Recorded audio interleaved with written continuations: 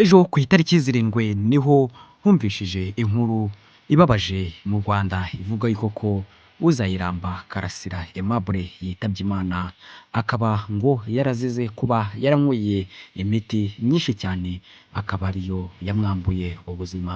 Ese nawe warabyizeye ko Aimable yiyahuye kubera yuko yari akatiwe igifungo cy'imyaka 5? Nawe tekereza ko waba uri kwishimira kuba igifungo cyawe ukirangije ugiye kwiyahura? Hari abantu benshi cyane bagiye bapfa muri ubwo buryo, benshi cyane harimo nka Jay Polly, hakabamo ba Kizito Mihigo n'abandi benshi cyane. Iyumvire nawe. Kanda ku ibuto ya subscribe, wibuke no kuba wakora ku nzogera kugira ngo tujye tubana muri ibi biganiro. Njye tugiye kubana Kwizera Jean de Dieu. Komeza kugira ibihe byiza cyane. Uyumvire amagambo Kararisa ese cyangwa Karasira yagiye avuga mu bihe bigiye bitandukanye ku kwiyahura nta bugwari birimo, ariko nabwo agahirika avuga ko atari ibintu bidashoboka, ushobora kubikora hari iyindi mpamvu. Kwiyahura biramutse byemewe mu gihugu runaka urimo tureka kuvuga hano, biramutse byemewe ahantu waba uri, wakwiyahura? Nanaritinyutse ni ibintu bibiri. Erega ibyo bintu byose uko bikora se, inzira ntibwira umugenzi. Ikintu cyose uko gikora siko gitanga resulta. Uri na shuwa 100% nabikora.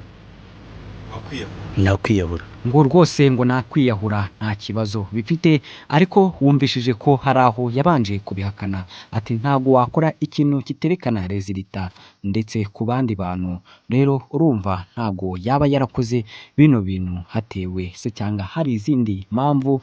Bivuge koko ngo yanyweye imiti myinshi cyane ngo ikabasha kuba yamwambura ubuzima. Ni nyuma yaho yabikoze mu magana ya saa sita za nijoro ku wa tariki 7. Urumva yagiye ashimangira avuga n'ibindi bintu byinshi cyane bigiye bitandukanye, aho yagiye abwira abantu ati se ukeka yuko Kizito ashobora kuba yariyahuye ese cyangwa yaragambaniwe? Akenshi mu Rwanda hakunda kuba hagaragara ibintu nk'ibi ngibi by'abantu baba barapfobije u Rwanda se cyangwa jenoside, nyuma bakabafunga, nyuma yaho igifungo cyabo cyarangira ukajya kumva ukumva ngo biyahuye. Kizito bavuze yuko yiyahuye, n'abandi bagiye batandukanye bagiye binjira muri politiki zo mu Rwanda bikarangira bavuze yuko biyahuye, ariko ni ibintu bidashoboka cyane. Iyo dusubiye inyuma tukumva Karasira uko yagiye avuga ibindi bintu bigiye bitandukanye, ese Kizito yariyahuye? Nawe yiyumvire.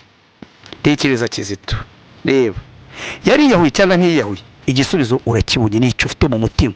Wenda ushobora kuba utakivuga ko n'icyo, igisubizo kirahari. Icyo uri kwisubiza muri wowe niko byagenze.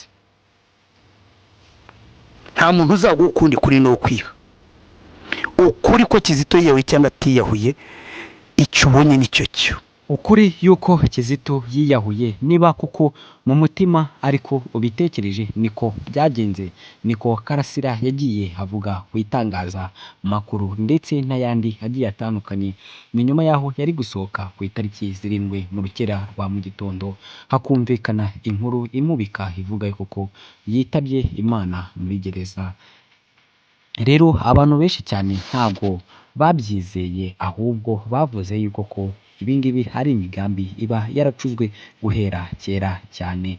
Bamwe batangiye kunenga leta y'u Rwanda bavuga yuko ko ibyo bakora atari byo, bamwe bashimangira bavuga yuko bamushyize mu kagozi bakamunangura.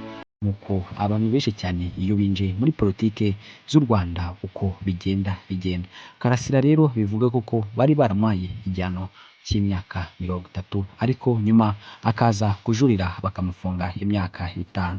Ubu nibwo rero yarayirangije. Rero ubwo rero akaba aribwo humvikanye inkuru y'incamugongo ivuga yuko yapfuye.